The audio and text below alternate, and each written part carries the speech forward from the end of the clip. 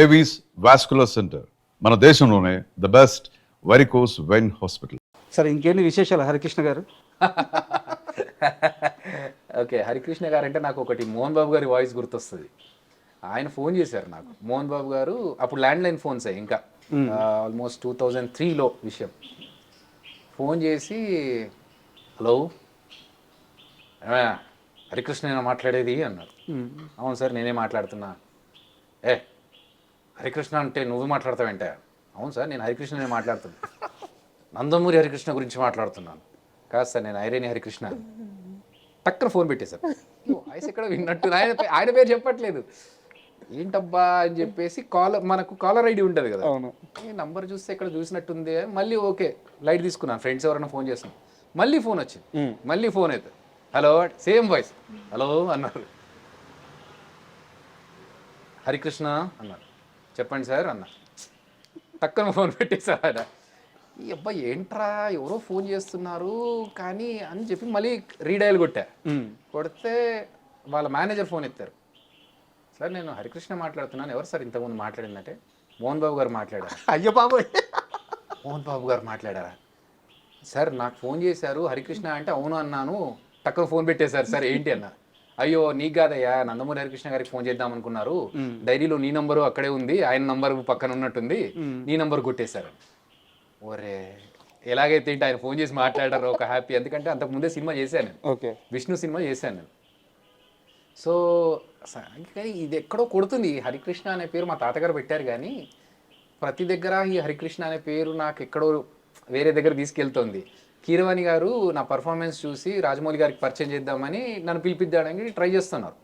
రవీంద్ర భారతిలో నా పర్ఫార్మెన్స్ చూసి. అయితే నిన్న రవీంద్ర భారతిలో హరికృష్ణ అని ఒక అబ్బాయి పర్ఫామ్ చేశాడు కదా, అతన్ని పిలవండి అంటే మిమిక్రీ హరికిషన్ గారు అని ఒక ఆయన ఉండే, ఆయన్ని పిలిపించారంట. ఆయన రాజమౌళి గారి ఇంటికి వెళ్ళి నిలబడి అక్కడ ఉంటే వీళ్ళు వచ్చి కిరవాణి గారు వచ్చి చూసి, అయ్యో మీరు కాదండి ఇంకొక అబ్బాయి ఉంటాడు అనగానే, అతను నాకు తెలుసండి మావాడే అని చెప్పి హరికిషన్ అంకుల్ నా నంబర్ ఇచ్చారు. సో నాకు ప్రతి చోట ఈ హరికృష్ణ అనే పేరు ఎక్కడో కొడుతుంది అనుకొని పేరు మార్చుకుందాము అని ఆలోచిస్తున్నా. ఎందుకంటే నాకు పెద్దగా ఆఫర్లు రావట్లేదు. చిరంజీవి గారు పేరు మార్చుకున్నారు, సూపర్ స్టార్ అయ్యారు. రజనీకాంత్ గారు పేరు మార్చుకున్నారు, సూపర్ స్టార్ అయ్యారు. ఇట్లనే మనం కూడా ఏదైనా పేరు మార్చుకుంటే మనకు కూడా ఏమైనా ప్లస్ అవుతుందేమో అని ఆలోచిస్తూ ఉన్న టైంలో ఒక యాదృచ్ఛికమైన విషయం ఏంటంటే, డాక్టర్ సి నారాయణ రెడ్డి గారు స్టేజ్ మీద ఉన్నారు, నేను అక్కడే ఉన్నాను. నా పర్ఫార్మెన్స్ చూసి పిలిచి హరికృష్ణ వస్తున్నారంటే నేను మిమిక్రీ హరికృష్ణ అనుకున్నాను. అబ్బా ప్రతి దగ్గర ఇదే అవుతుంది సార్ నాకు కూడా అంటే, లేదు అసలు నీ పేరుకి నీ పర్ఫార్మెన్స్కి మ్యాచ్ అవ్వట్లేదు, నీ పేరు మార్చుకో డెఫినెట్గా నీకు కలిసి వస్తుంది అన్నారు.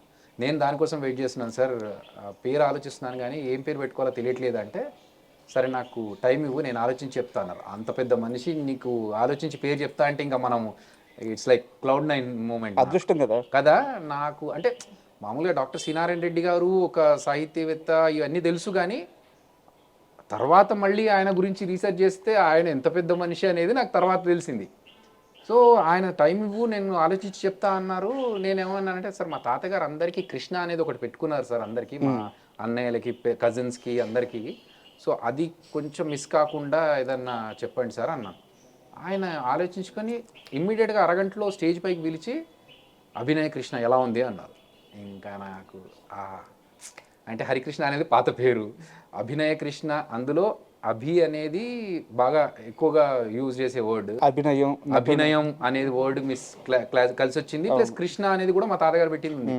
ఇంకా నాకు సార్ థ్యాంక్ యూ సార్, నాకు 100% ఇది యాక్సెప్టెడ్ అన్నప్పుడు అదే స్టేజ్ మీద ఆయన ఇతను ఇప్పటి నుంచి అభినయ కృష్ణ అని చెప్పి ఆయన చెప్పడం చాలా హ్యాపీ మూమెంట్ అండి. లేకపోతే ఇప్పటికీ మా స్కూల్ ఫ్రెండ్స్ ఇంట్లో అమ్మ వాళ్ళంతా హరి అనే పిలుస్తారు, హరికృష్ణ అనే పిలుస్తారు. కాకపోతే ఒరిజినల్ నేమ్ హరికృష్ణ అయినా కూడా అభినయ కృష్ణ పేరు నాకు బాగా పేరు కలిసి వచ్చింది. సూపర్. అండ్ అభి గారు, మీరు జబర్దస్త్లో టీమ్ లీడర్గా ఉంటూ ఒకవైపు జాబ్ చేస్తూ సాఫ్ట్వేర్ జాబ్ చేస్తున్నారు, జబర్దస్త్లో టీమ్ లీడర్గా వర్క్ చేస్తున్నారు, బయట కొన్ని ఈవెంట్స్ చేస్తున్నారు, ఫైనాన్షియల్గా వెల్ సెటిల్డ్. అండ్ నాకు తెలిసి మీ ఫాదర్ గవర్నమెంట్ కాదు, but he owned a college, like కాలేజ్లో పార్ట్నర్షిప్ ఉండింది. సో అక్కడ కూడా ఫ్యామిలీ పరంగా కూడా నో ప్రాబ్లమ్స్, ఒక సెక్యూర్ లైఫ్, హ్యాపీ లైఫ్. ఇవన్నీ వదిలేసి సినిమా కోసం బయటకు వచ్చేసారు. 7 ఏళ్ళు అవుతుంది, మేబీ 5 to 7 years 2017లో జాబ్ వదిలేసా. 7 years అవుతుంది. ఫైనాన్షియల్గా ఈ 7 ఏళ్ళ నుంచి ఎలా నెట్టుకు రాగలుగుతున్నారు? అవుతుంది, స్ట్రగుల్ అయితే డెఫినెట్గా ఉంది. ఎందుకంటే అప్పుడు 2 చేతుల సంపాదన ఉండేది. ఇటు జబర్దస్త్ నుంచి డబ్బులు, అటు జాబ్ నుంచి డబ్బులు, ఈవెంట్స్ అన్నీ వచ్చేవి. అప్పుడు ఏంటంటే ఒక సిచ్యువేషన్లో ఒక ఫ్రెండ్ ఫోన్ చేసి, అంటే ఫ్రెండ్ అంటే మరీ బెస్ట్ ఫ్రెండ్ కూడా ఏం కాదు, మామూలుగా కలిసిన ఒక 3-4 సార్లు కలిసిన ఫ్రెండ్ తన సినిమా ఏదో ఇబ్బందుల్లో ఉంది, నాకు అర్జెంటుగా ₹1,00,000 కావాలంటే ఏమాత్రం ఆలోచించకుండా టక్కున ట్రాన్స్ఫర్ చేసేంత పెద్ద స్టేజ్లో ₹1,00,000 ఇమీడియట్గా కొట్టేగలిగి, ఆలోచించకుండా నెక్స్ట్ సెకండ్ ఆలోచించకుండా ₹1,00,000 ట్రాన్స్ఫర్ చేసే అంత స్టేజ్లో ఉండేవాడిని. 2017లో జాబ్ వదిలేసా. తర్వాత 2021లో జబర్దస్త్ వదిలేసా. సో 2 సైడ్ల నుంచి ఇన్కమ్ జీరో. కానీ నాకేంటంటే లగ్జరీస్ మీద స్పెండ్ చేయడం నాకు ఇష్టం ఉండదు. అంటే నేను వచ్చిన డబ్బుల్ని ఒక పెద్ద కార్ కొనుక్కోనో, BMW లేకపోతే ఆడి కార్ కొనుక్కోనో అలా స్పెండ్ చేయాలని నేను అనుకోను. 2 కార్లు మనకు కావాల్సిన డెస్టినేషన్ తీసుకెళ్తాయి. సో అది చిన్న కార్ అయినా పెద్ద కార్ అయినా, ఇప్పటికీ నాకు చిన్న కారే వాడతాను. సో నా క్వశ్చన్ ఏంటంటే, ఏ కార్ అయితే ఏంటి, వెళ్ళడానికి మనకు ఒక ట్రావెల్ చేయడానికి ఒక గ్యాడ్జెట్ లాగా ఒక ఇది ఉండాలి అంతే తప్ప ఉన్న డబ్బులన్నీ మనం లగ్జరీస్లో ఖర్చు పెడితే, నేను ఎక్కడో చదివా, ఇప్పుడు మనం లగ్జరీస్ కోసం ఖర్చు పెడితే వాటి ఈఎంఐస్ కట్టడానికి మళ్ళీ అది అమ్ముకోవాల్సి వస్తుంది అని చెప్పేసి. సో నాకు మా నాన్నగారు చెప్పింది, ఆయన పాలసీ ఏంటి అంటే ఎవరి దగ్గర అప్పు చేయకూడదు. సో ఉన్నంత దాంట్లో హ్యాపీగా ఉండాలి, ఎవరి దగ్గర ఒక పైసా అప్పు తీసుకోవద్దు.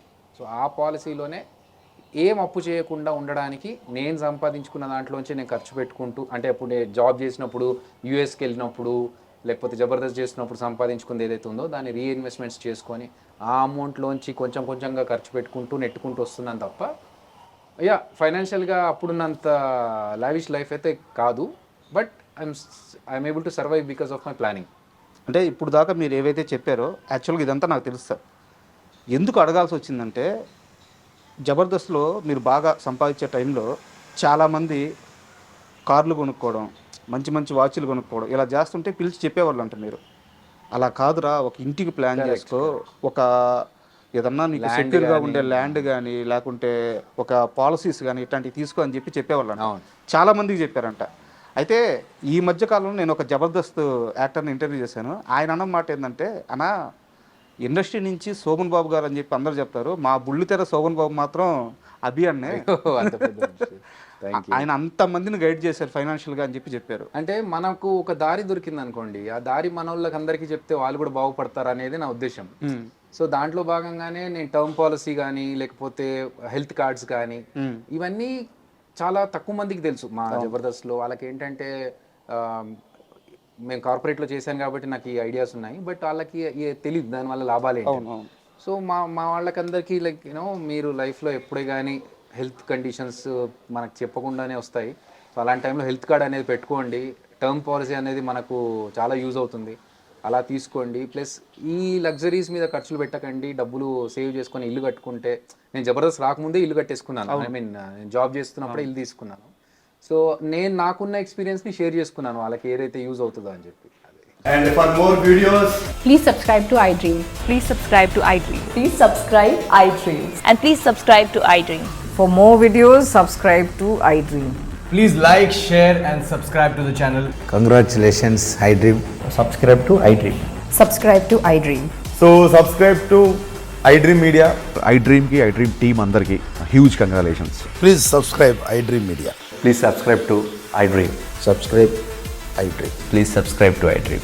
iDream అంటే నా కళల ఛానల్ సబ్స్క్రైబ్ చేసుకున్న నోరు తిరుగుతలేదు, మీరైతే గంట గుర్తు కొట్టండి. For more such videos, please subscribe to iDream. Subscribe to iDream. Please subscribe to iDream. Please subscribe iDream Media. Please do subscribe to iDream. Please subscribe to iDream Media. For best entertainment and information, please subscribe iDream. And don't forget to subscribe to iDream.